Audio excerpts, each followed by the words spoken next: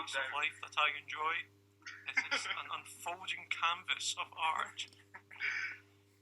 And then why do you canvas of art?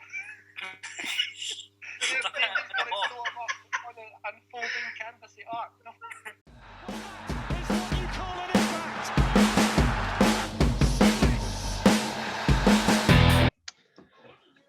Hi and welcome to the Sports Hub podcast.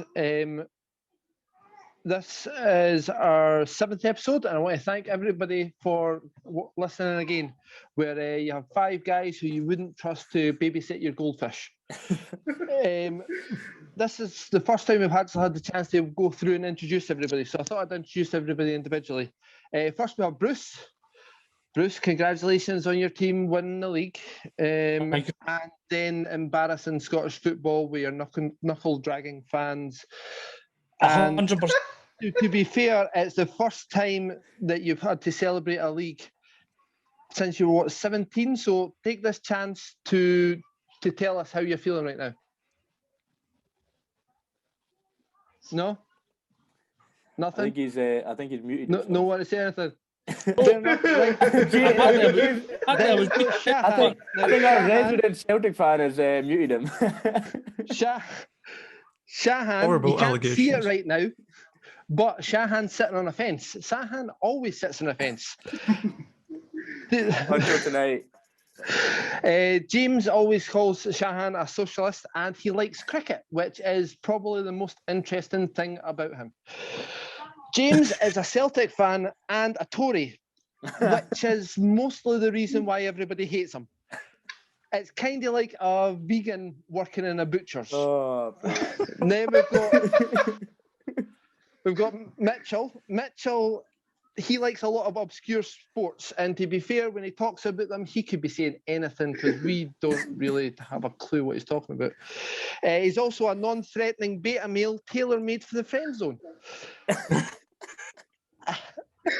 Wow. And ouch! I am the eye candy for the blind folk. My wife once accused me of loving football more than I love her. I told her to open her legs, and I would show you exactly how much I love what I love the most. I then nutmegged her. So that's everybody. So Bruce, if you can start us off with this, should the Euros be played across Europe? Brilliant. So we have the Euro 20. Well, it's Euro 2020 competition, isn't it? But it's in 2021. It's coming up very shortly indeed. 2 cities in doubt at the moment as hosts, Dublin and Glasgow, due to the stricter rules that are in place by the governments compared to other cities that are due to host the competition across the continent. 12 cities in total. Quite a different setup. What's everyone's thoughts? UEFA are saying that 20% to 30% capacity is what they're wanting, and they're wanting that decision made by the 7th of April. So, given, for example, the scenes yesterday and today,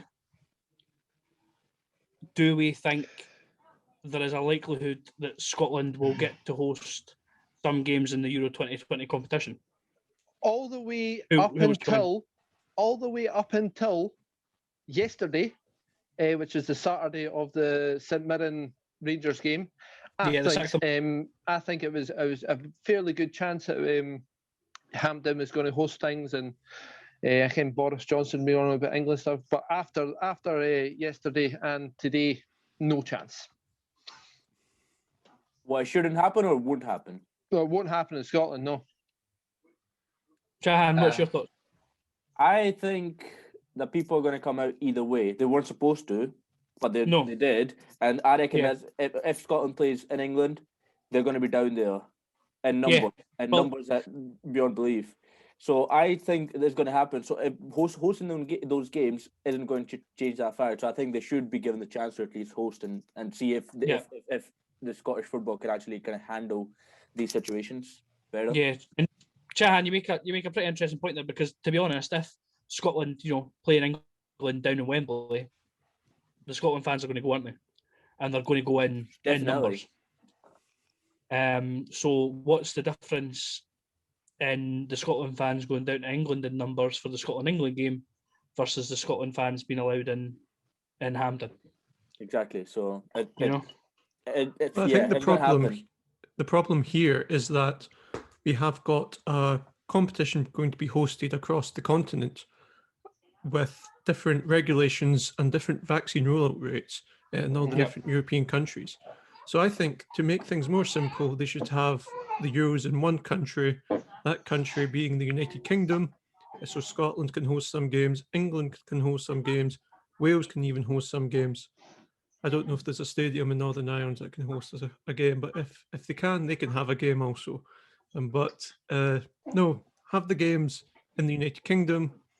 It'll be a multi-nation of UEFA because Scotland, England, Wales and Northern Ireland are different nations, even though united. And let's just have a British Festival of Football. And there's the story. James, I found it interesting that you still managed to fit the Better Together campaign into the topic on European football. However, what is interesting there is, so obviously the 12 cities that are hosting the games, this is to do with the 60th anniversary or something, isn't it? It's to do with commemorating the 60th anniversary special occasion.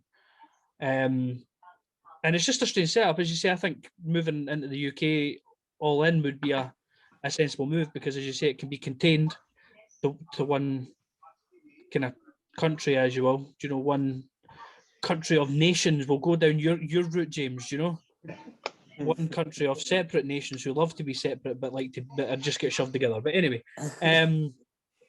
so Mitchell, what's your thoughts on the matter? You've been rather quiet. I think it's an odd one, like having it all over the place and teams having to travel to get there, like Scotland and England being in the same group and playing in Scotland and England is just sheer dumb luck on our part on how the draw's been made. But I feel like it's going to cause a lot of problems because UK's English date is 21st of July. England play whoever it is, someone else in the group the day after. And the question comes, well, are they people from, I forget who England are playing. I want to say Croatia, but I don't think it is. If it's Croatia, are people from Croatia going to be allowed to travel across to England and watch the game? Because I doubt many people are going to be able to come across for a 10-day quarantine period, something like that. Yeah. And then watch a game of football, then fly back, and then possibly have to quarantine again. It almost defeats the point. Yeah. So I feel like it'd be almost like only having home fans. We'd only have home fans in unless Scotland appear in, and then there will be the away fans because anyone but England. And it'll end up becoming a bit of a farce. It'll be too one-sided, and especially in the UK, like you'll have Scotland fans and English fans. They'll be able to go and support, but any other team who come out there won't have their fans unless they're willing to quarantine for 10 days. But isn't that like the case for us or English fans and Scottish fans going to other countries as well? That there's going to be the same system. So I think what this would do is give the kind of crowd within the countries a chance to just go and enjoy the game rather than having opposition support there and things like that. And that's might be the case. If a game is getting played in Croatia, it might just be only Croatian fans. But then it comes out to a point which we made in an earlier podcast: is do the fans make a difference? And this is making like a full one-sided thing. You've got England. I think it does. I mean, if it's in England and only England fans can go in England, then that's a completely different to having a stadium with an away end. You can't have a stadium full of opposition fans. You should have the opportunity to have. I'm sure there'll be some, as Mitchell says, some Scottish fans supporting whoever England are playing, but it's always a case of you have to make sure that it's a level playing field for everybody. Yeah, which I think is the problem if we're trying to host it across all the multiple countries. Is that, as Shan said, okay, yeah, you're going to have fans in Germany go and be able to support Germany or where I have no idea where it's been hosted. Other than I know Scotland and England have got a couple of games. But then you've got teams who are like having to travel, like some of the teams from like I can't remember who won the Nations League D, but it'll be a small team that hasn't really got that much of a following, I imagine, or not that big. And you'd be looking at it and you're going, well, maybe if their fans were in, that could totally change their game. So fine. So it's kind of going to be a lose-lose, I think, no matter what situation we choose. And I think going back to James's point about the vaccination rollout, 20-30% stadium capacity, talking 10 to 15,000, which is quite a vast number of bodies. And if other countries with the vaccination rollout maybe isn't as comprehensive as the UK, that brings with it its own worries, and that's as I say, that's quite a lot of people. That's a lot more than gathered outside Ibrox when Rangers lifted the 55th league title. First. Quite a lot of people. I think it's also just the fact of being practical. UEFA want fans at the games. You're going to have fans travelling across quarantine borders. It's not going to work. So just have it in one country. There might be a bit of bias, but as has already been pointed out, if Scotland make it further, England fans will probably support the opposition and vice versa because of just the friendly rivalry. So just host it in the United Kingdom and just make it a practical solution rather than try and overcomplicate it. I think James is right to a degree. I think usually hosting the Euros I'm always to the right. has a certain economic relief where you're taking a lot of money in from everybody travelling over. You're getting the merchandise sales and you're getting everything like that. You're not going to have this time. You're not going to have a massive amount of support coming over.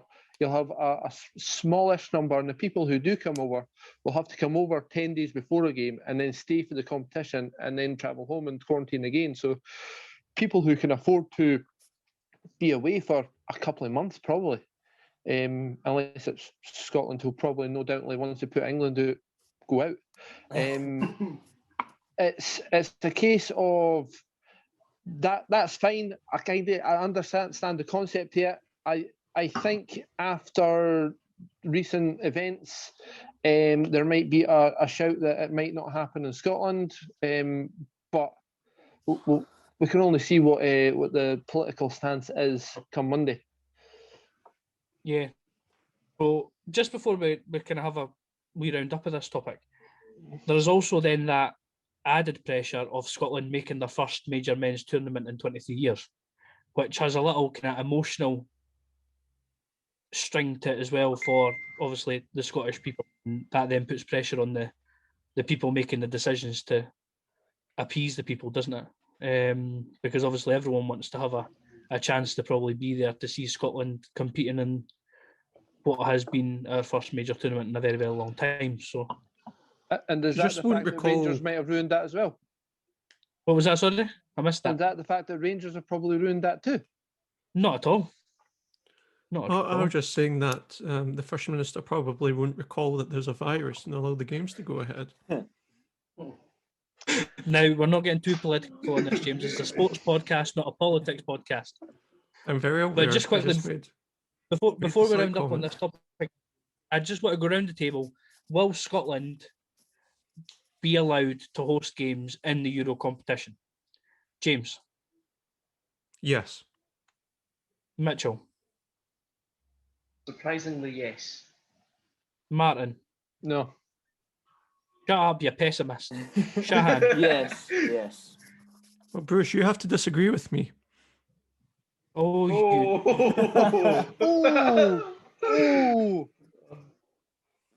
I don't think Scotland will host games in the Euro 2020 competition. Fingers crossed. Well, I said it though.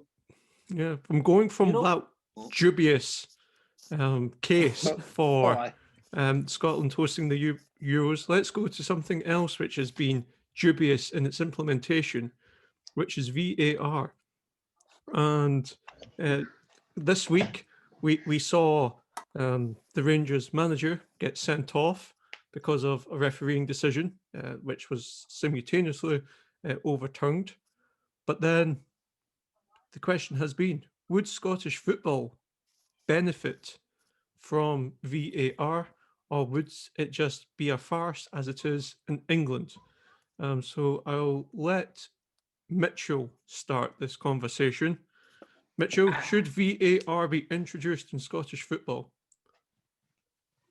To reference a show from last night, only if they can implement it as well as Ant and Dec implemented GAR in their Ant versus Dec competition, because that worked flawlessly. It was brilliant.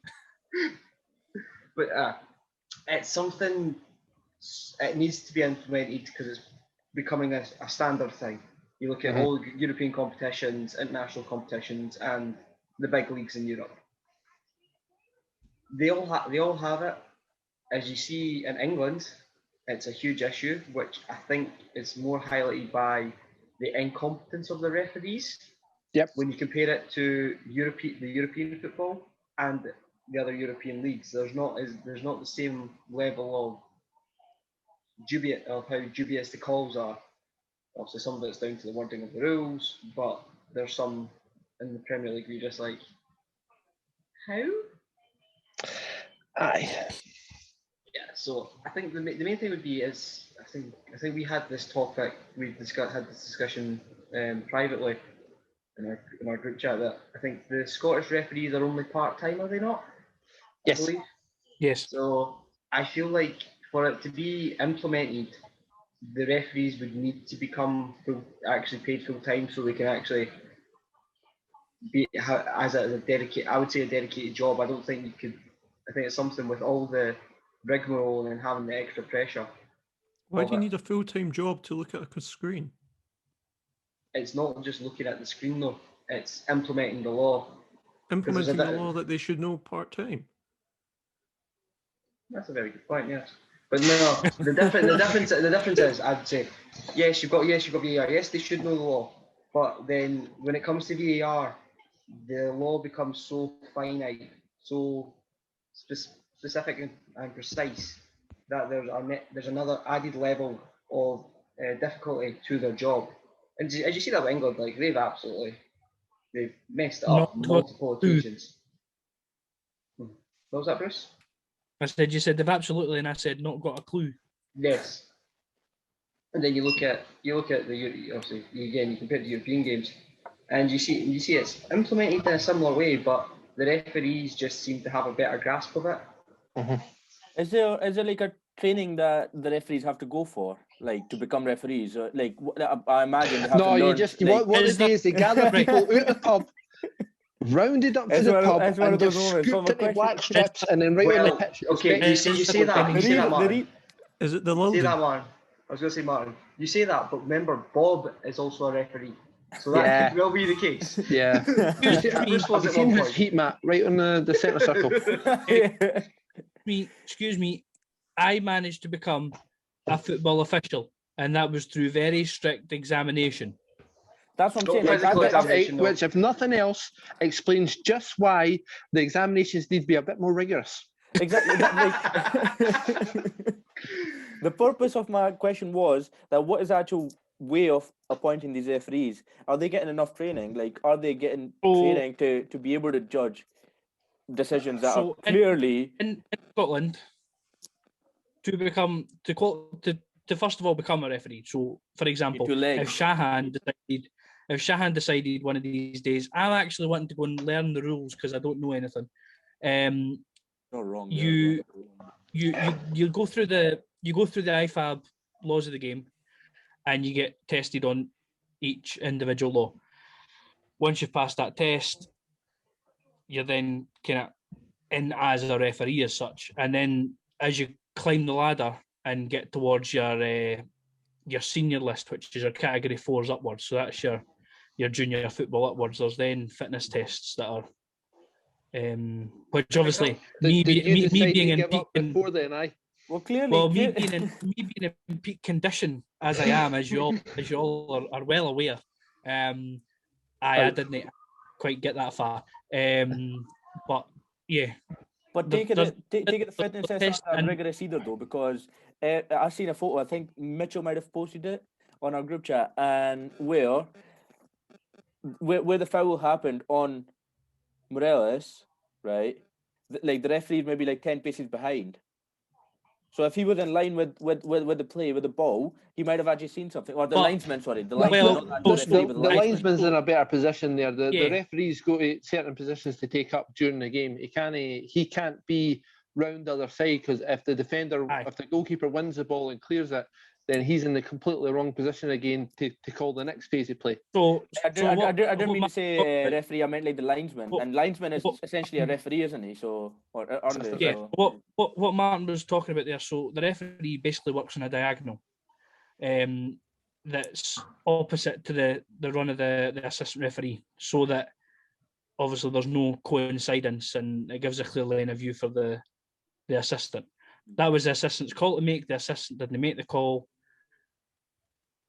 Whose call was it to make when Morelos stamped on the Hibs players? Like, well, he didn't stamp hard enough. That would have been helpful as well, getting a red card at that game. Would that have been helpful? I'm sure it would have. I think we're going off topic. Right, so Martin's obviously with the referee side of thing, I do think the VAR would be helpful in Scotland, but again, it can't be implemented the same way it's been implemented in England, and England's just not taken to it as planned. I think there has to be a certain time scale on things like offsides. We can't have a 3-4 minute stop if it's within reason that you can't tell in the first 10, 20, even 30 seconds, and you can't tell if it's offside. No, it goes to the original person's call. And that'd be fine after that, and it would have gave Morelos the penalty on that occasion, and also it would have put other decisions throughout the league. But no, if it's going the way the VAR is going in England, there's been some clear penalties and fouls that weren't given, which did go up to VAR, but came down, and you could clearly tell watching as a spectator on the TV there was a foul. The problem with VAR is always going to be the same issue as normal referees, where it's a human looking at a screen. There's still human error within it, and that has to be kept within football. There has to be a human element to it. Why is it that other sports and things like that are managing to do like video refereeing and assistant That's the refereeing? point. If you look at tennis, if you look at cricket, they are happy to accept being absolutely precise in their decision. Whereas in football, the fans are not willing to accept that, because you have all the lines for offside. And I think the only person who wants lines introduced in Scottish football is Lee Griffiths. Different line.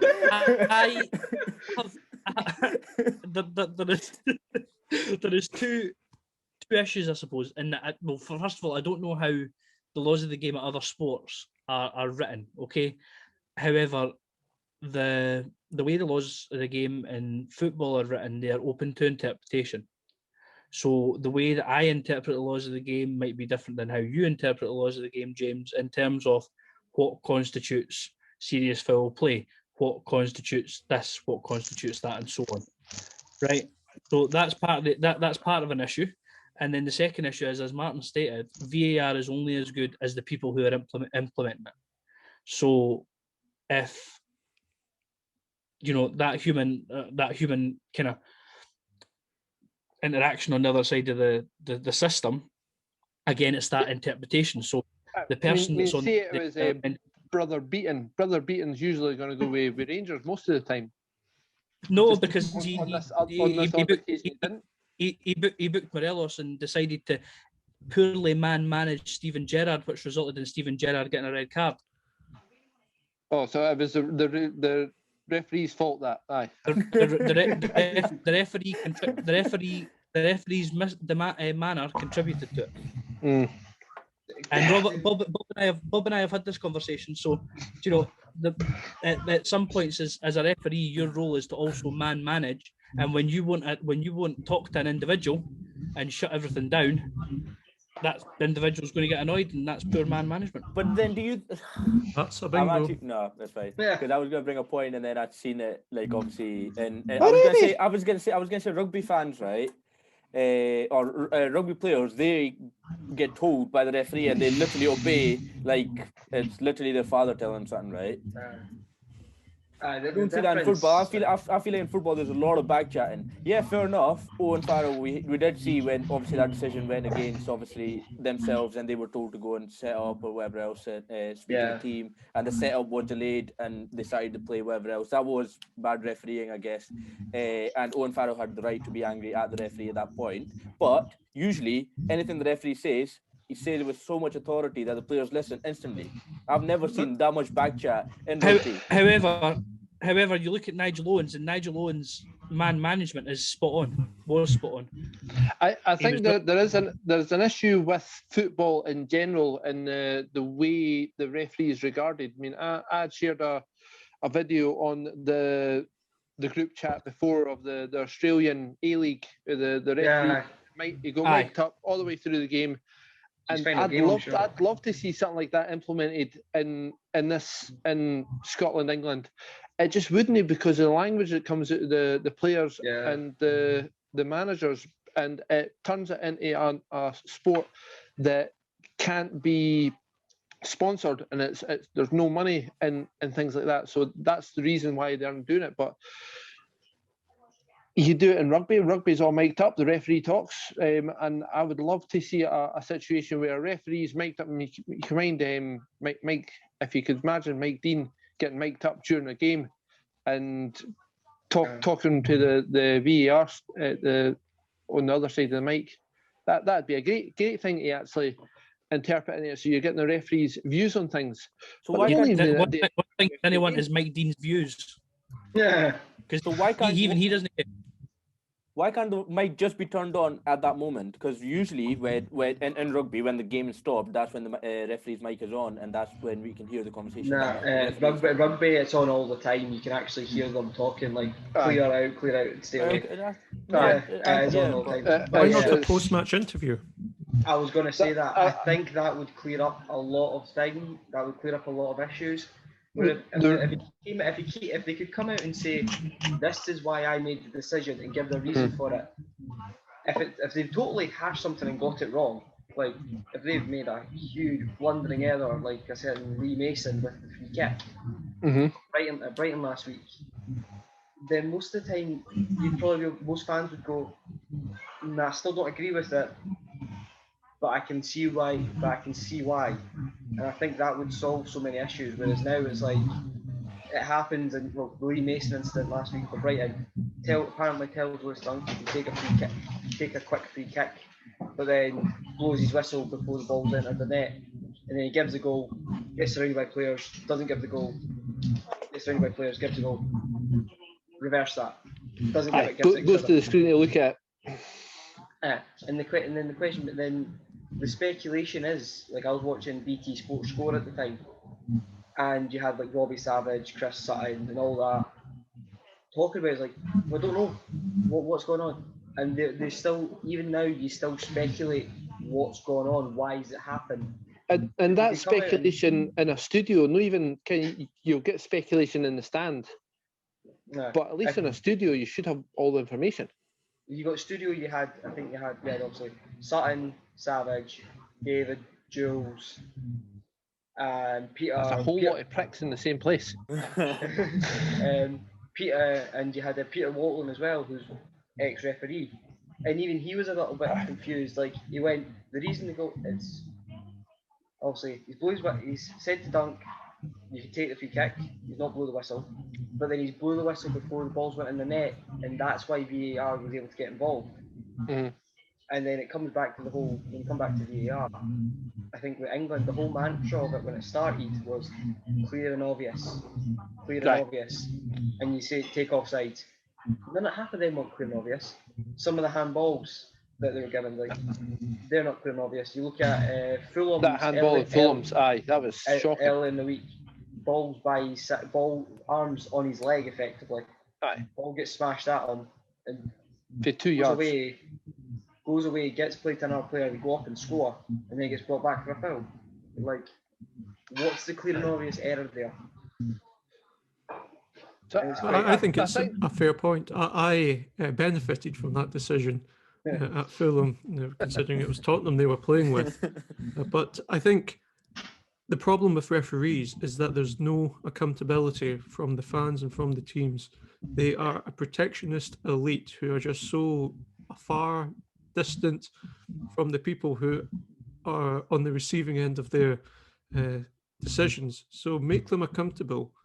Post-match interviews, making them up for VAR, I don't see how that can be a bad thing. And then, even a relegation system, if you keep making bad decisions, such as Lee Mason and Mike Dean, you're out for the weekend or the next couple of weekends. Well, Lee Mason was, he picked up an injury. Well, that does happen. That does happen. I remember when Hibs a few years ago, one of the times that Hibs got relegated, there was a referee who was shocking. His name was John Rowbottom, big, tall, baldy guy. Excuse me, John Rowbottom is a fantastic man. He's a prick. He's a penis with ears. He's a fellow fifer. He's a fellow fifer. He is a fantastic man. In that case, he's a penis with ears member of the and community. 6 toes. And Hibs got relegated, I think, in part because of a couple of the bad decisions from him, and he got relegated because they weren't very good. So he went down to the first division and managed and tried to manage the games down there, as he ineptly did. It happened with Willie Collum. I can't remember the game off the top I of my head, love his name. I don't know what is the child within me. Willie Collum. Is it not because his last name sounds like Gollum?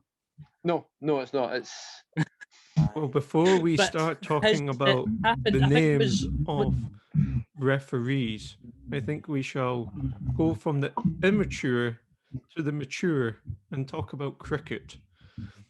Shahan, you are a cricket fan. Yes. Not many people our age are cricket fans. Make the case for cricket. Why should we watch cricket? Why should we play cricket? Why should we spend money on cricket? Right, so my question to everyone is, right, just a quick round the table. Why, if you find cricket interesting, why do you find it interesting? And if you don't, why do you not find it interesting? I mean, cricket's extremely interesting because, you look at the England-India game recently. You look at Kohli's team, who's a tight unit of a team, and then Root had this team that they just kept changing, so it just didn't really work. And you had the pitch complaints, and you had all the English media. England struggled with the bat on the second day, and that just lost it for them. But Pat, Ben Stokes, that they're all top players, and I feel that there should be genuflecting in front of them. Wait, Martin, can we see the Sky News report you're reading, please? Yes, I know exactly. that was from the Guardian. So the difference between me and Martin, clearly the difference here between me and Martin is Martin has done his research and I haven't. That's the only difference. Right, well, yeah, that's the only difference. Let's just go back to the question. Mitchell, I'll start with you. Do you find cricket interesting, and why? Just a quick one. I do, and it's because of how the bowling works and the actual technique to it. I quite like how technical the sport is. Right, James? I quite like cricket. It is at the pace of life that I enjoy. It is an unfolding canvas of art. And then why do you canvas of art? They're just going to pull them up on an unfolding canvas of art. No. So why do you like cricket then? Not because it's an unfolding canvas of art. I like cricket because it's something you don't need to fully invest in to enjoy it. It's like a football game or a tennis game. You have to just sit and watch it from start to finish in case you miss a moment. Whereas in cricket, it's the perfect sport to have on in the background whilst you're reading a book or doing some work, and even having a nap. having a gin and tonic with some friends with Masturbating. just the cricket on the background. It is a fantastic socializing sport and a fantastic escape from the world when perhaps doing something more serious. Right, okay, so then, Bruce, clearly you're not a fan of cricket, and why not? Well, first of all, I'd love to point out how James is talking about the perfect socialising sport in the days we're not allowed to socialise. Brilliant. Do you know? Perfect. I don't understand it. But then they hit a ball, they throw a ball, they hit a ball, they do some runs, they get hundreds of points. It's over multiple days. Unless you're England. So basically, what you're saying, is too complicated for you. It's too many factors because in football, all it is kicking a ball, isn't it? Well, and saving a goal for a keeper, but that's pretty much it. I can't be bothered sitting down long enough to try and work it out either. Pretty much it. Like if I sat down and watched it properly, I would probably get my head around it, but I just can't bother sitting down watching it and trying to work it out. Like, but watch games that are smaller, like T20. Oh, on that, I will come back to the boring point, and you tell me if you find that boring. Anyways, Martin. Yeah, I do. What? Yes, Shahan. Clearly, you don't find cricket interesting. And why is that? I find that sports such as there's certain sports where I think I could do that. I could do that. I would love for you to face. I would love for you to face Shoaib Akhtar in his prime in 2003 when he bowled the fastest ball.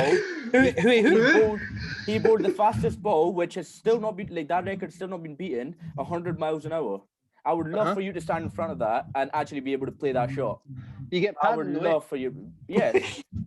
That's not the point though. I don't think if a professional bowler was to bowl you will be able to play one shot. Like I don't think your bat will connect to the ball. That is my actual guarantee to you right now. I have this thing with cricket where their whole concept is to try to move the ball as much as possible. So shut your eyes and swing the bat. You've got as much a chance then as you have trying to hit the ball that they know is going to move. But so I don't understand how you compare that to trying to move a ball and shutting your eyes and hitting a ball. Well, you look to fair. You watch England. They tried to watch the ball and guess where it went, and they lost. Exactly. So clearly, shutting their eyes, they might have done better. They might have. I think for that I think it just could be that it's obviously away from home for them. It's getting played in India, and they have now allowed fans as well.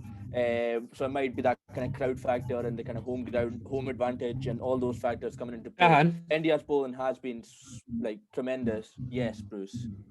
Are you coming down off your soapbox yet? I am about to tell you. Right, so cricket is the second most popular sport, right, after football. Fair enough, football is the most popular sport, and I do not knock it whatsoever. But how can you say that the second most popular sport in the full world is not interesting? It's the second most popular sport because it's the most popular sport in a country where there's literally billions of people. Right.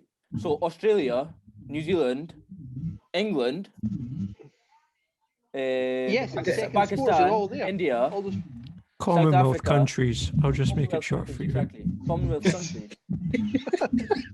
Shahan, the point Martin's making, since I think it's clearly going over your head, is that you look at it's the most popular sport in India and Pakistan, and it's almost the only sport that the majority of their population play, and the majority of their population, the majority of the population of the world, majority of those population are terrible at football. That too. I totally agree with that as well. Honestly, because I don't even think Pakistan has an international football team, and that's how much they are bad at football. But I just think that cricket should be given the respect that is due, and I'll tell you why. Right. So, firstly, do you think that it's like non-athletic? It's not interesting. I'm going to show you a video of some of the best catches that have been in the IPL over the years. I'm wondering how many of these Martin's going to go, I can do that. I can do that. I want to commentate through them. All I'm saying is that Mitchell's and Shahan saw some of my catches playing rounders. Oh, yeah. You even sacrificed your knee for that. I did. I want to see Martin, how before your people think that commentaries- cricket is not like a athletic sport, or it's not a like people don't need to be athletic for this sport. Right? Now I'm just going to make a legal point. We do not have the copyright to this video, so thank you very much, the We do person not have who's the hosting this copyright for to us. video, but yes. It's fine, it's not monetized. This video, is this set across a certain length of time? Is it the best catches in the last 30 years? Is it like... Well, it's the best catches in IPL, not in the full cricket. And if I was to Right, go so into that, Martin, it's the going to be a answer to your deep question is he doesn't have that information. So in the past 10 years, What does is IPL when stand for? Indian Premier League, which isn't just Indian players playing. It has got people from all over the world. It's got Pollard, Stokes, yeah. and Lynn. Pollard, etc. Right. He's a Anyway, good player, who did you say? etc. Wait a minute. James, Let's who's start. playing? I said Pollard, Stokes, Lynn, and Lynn. etc. And also Manley. I always thought Anthony Stokes was better at cricket than football. I knew it. right, let's I go. just remember Let's the go, two right. goals he scored against Rangers at Hampden. Right, should we start? Go on then. Yeah.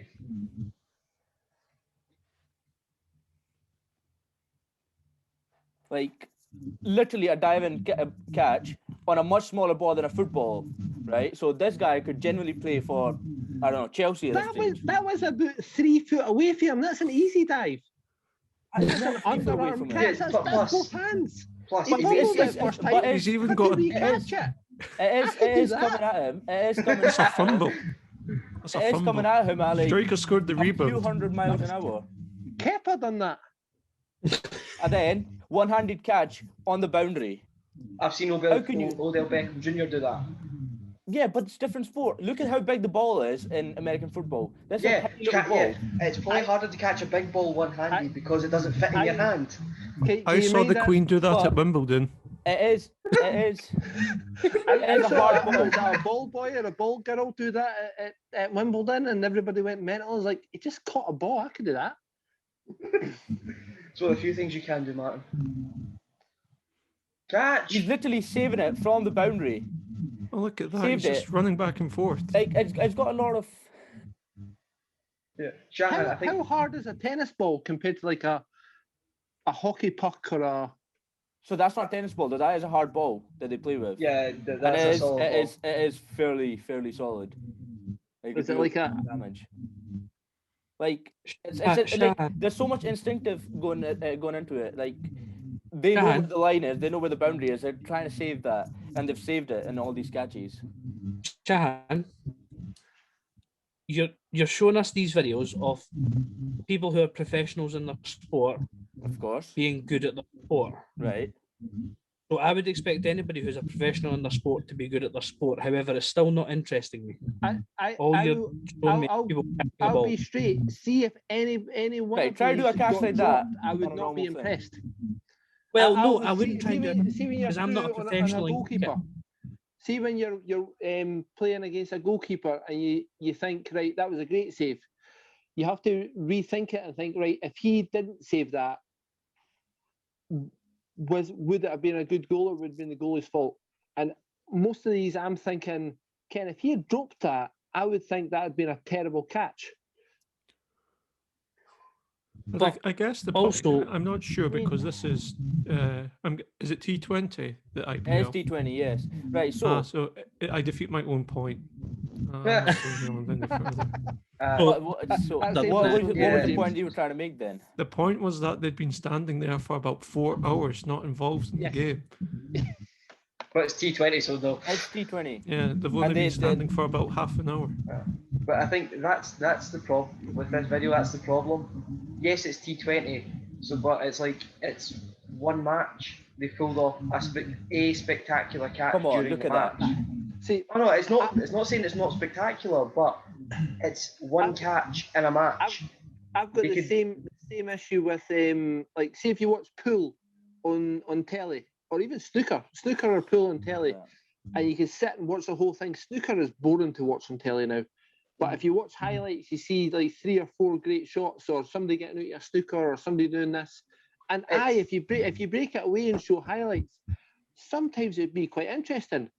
It's no when you watch the whole thing. It's like watching like a 1-0 Burnley win in football. You watch the full game and it's like, oh, what a goal! And then the rest of it's like put it on in the background whilst you do something else. Oh. So then you're not watching it. No, you're part of the journey. That'd be the equivalent of what I usually do when football's on and flick between two games and then miss all the goals. It's like 5-3 in one game and 4-2 in the other game, and I missed every single goal. But that's like an unfolding canvas of art. Shahan, you've not convinced me. Where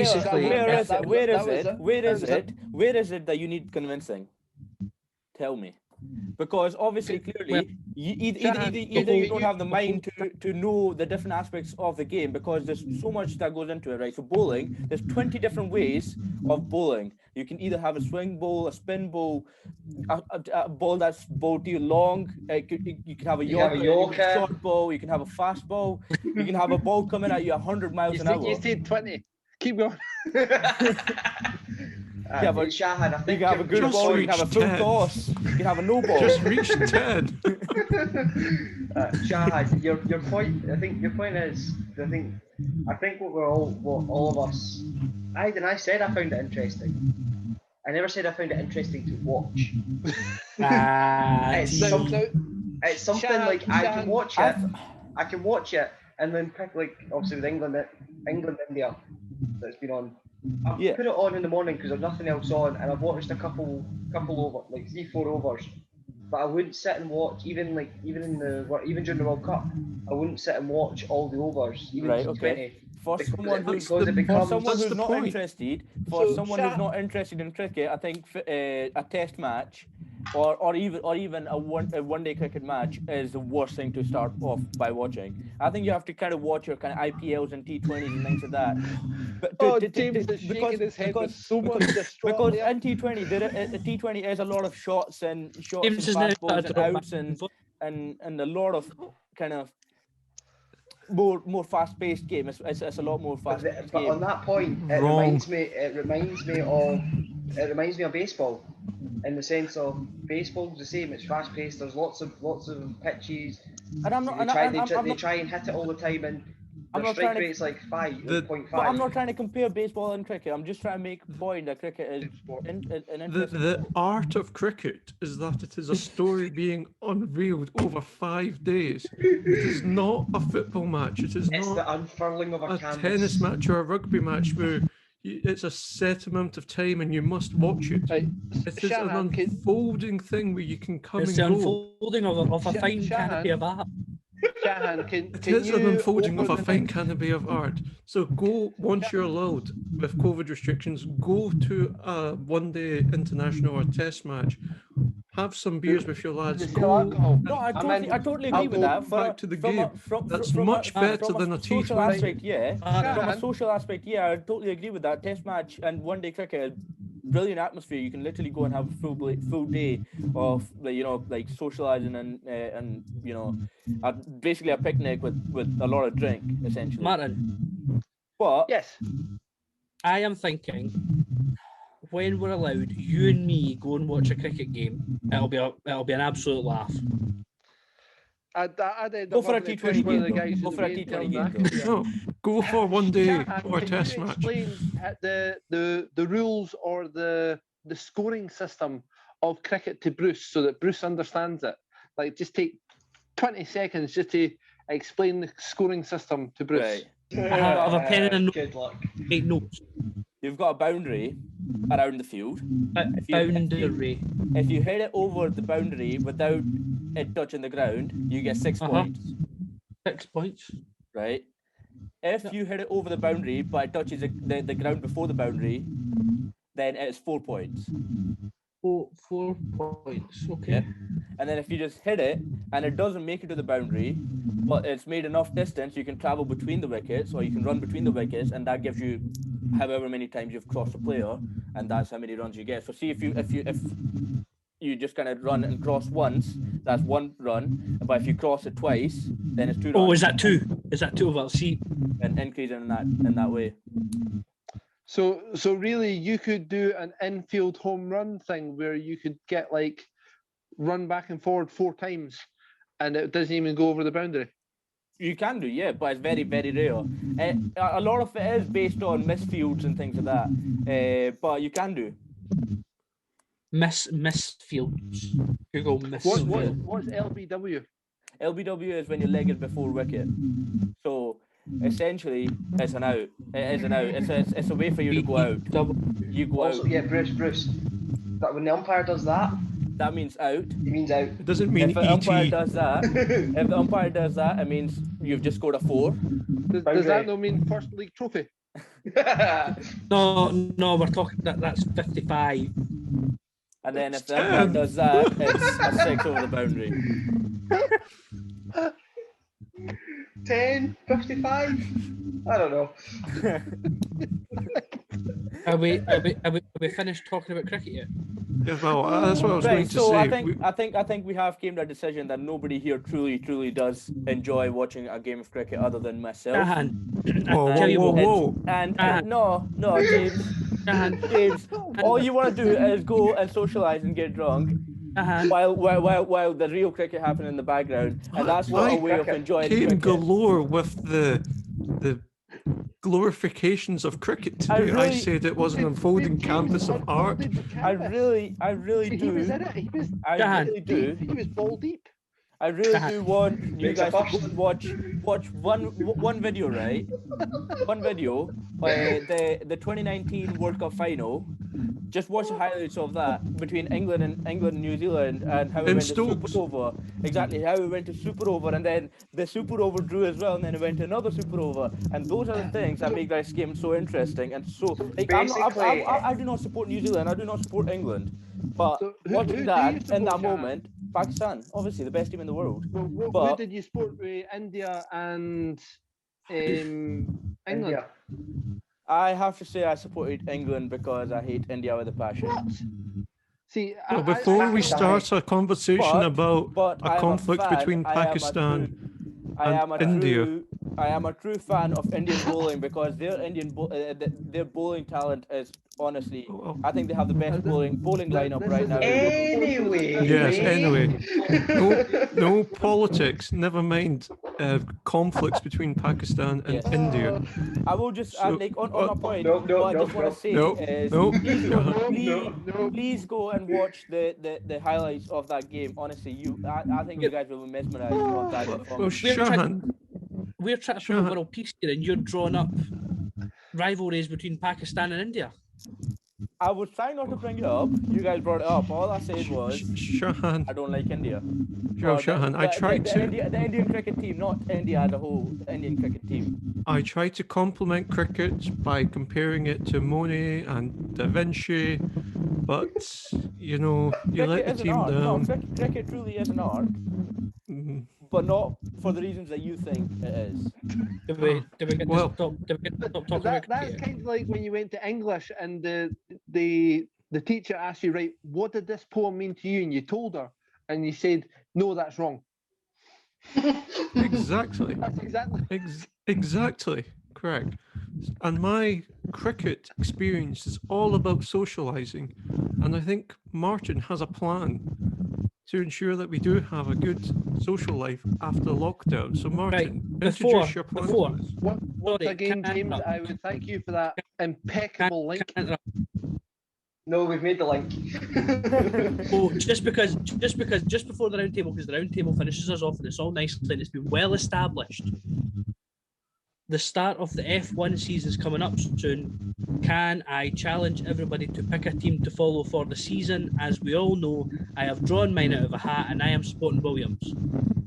I'll come back to you next week when I actually know who's in F1. Can we do this next week when the testing has been done as well?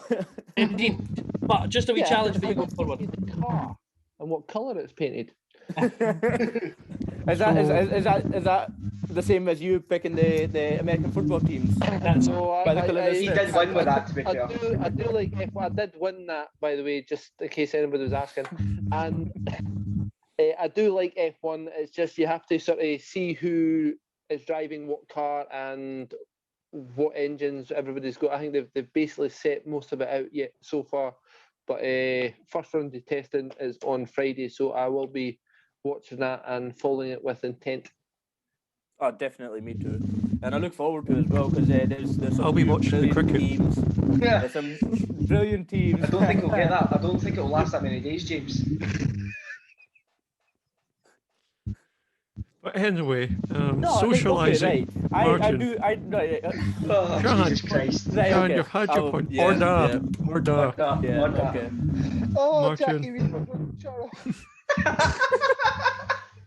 That's your turn, Jackie Weaver. Right, so the round table is falling upon me this week. So my plan is to basically gamble, which everybody's really proud of, especially when it's my money getting gambled. Next weekend's Premier League games, everybody's going to pick one team from the couple of games that I give to you, and everybody's going to pick a winner. I will put a coupon on with the team selected, and hopefully we make a bit of money, and I'll go to our first night out because we deserve a night out because listening to Shahan about cricket. Is that after golf? How can Is you that after in Shahan golf? buys us around? No, How can you Shahan's be got a interested? yes. Only if Rangers get through against Prague, is that right? Flavia Is that Prague? No, I said they wouldn't get through. yes? Oh, yes. no, I said, Yeah. yeah. I get it. So Shahan's got us a pint here. Gavin, who's not here. Hi, Gavin. Gavin's not here. Bob's not here, so I'm assuming Bob's probably just a drink as well. He's got enough money for it. Hi, Bob.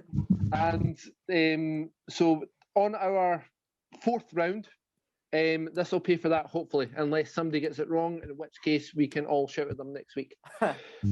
So let's start. Let's start easy. And I will go. Shahan, can you give me a winner of the games? This is an easy one. Either Everton or Burnley, for Everton v Burnley, or Fulham versus Man City. So Everton and Man City. No, just one game. Just pick No, one. just one game, Jesus. right? Man City then. Man City. Man City. After Fulham beat Liverpool, you're going. Yep. Man No, City. I'm picking Man City. Right. Bruce. They just Bruce, let's go. Man United, West Ham, Leicester, Sheffield United. Leicester. Leicester. Mitchell. Leeds, Chelsea, Palace, West Brom.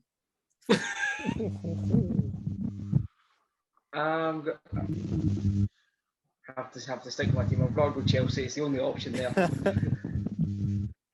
That'll be a tough one. James. This is where they get beat. Yeah. Is this going to be tough? Southampton versus Brighton, or Arsenal versus Tottenham.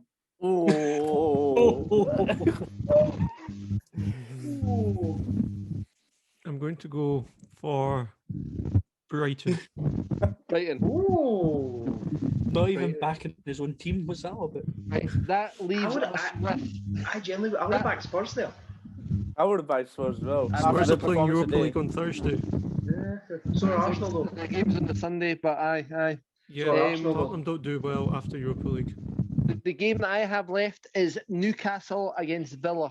I'm going to go with Villa, and I know this is getting to the point in the league now where the bottom teams are actually starting to get a bit more fanciable because they're fighting relegation. Newcastle. It's getting a lot tighter at the bottom than I thought it was going to be. Newcastle were without Sir Maximan, Wilson, and Almiron though. Kind of no-brainer. Why do you think I would have went. I would have went with Villa. I'm going to go with Villa. So, I'll have a coupon on for Villa, Chelsea, Man City, Brighton, and Sorry, Leicester. guys. James, I feel like you were damned regardless. And it'll all go towards a night out for ourselves, or we won't get anything because James picked Brighton. James, ask you a quick question. What is it? No. What is it about you that seems to be allergic to success? I have this thing about, I'm not sure what Rangers fans think success is. Over the last 10 years, they've won one league. How many? Celtic won a quadruple treble. That's 20 totally not trophies true because in 10 years. That's totally not true because they did actually win the League 3 trophy, then League 2 trophy, then Rangers League 1 trophy, then the Championship trophy. So I didn't know the Petrofac Cup was a major competition. Rangers have won every trophy in Scotland in the kind of professional setup. This is like Rakovic going and slagging Messi because he'll never win the Europa League. That's what it is. That's what it's like. But no, I don't think I'm allergic to success unless fish is success. Therefore, if fish is success, I'm allergic to success. Other than that, I'm not allergic to success.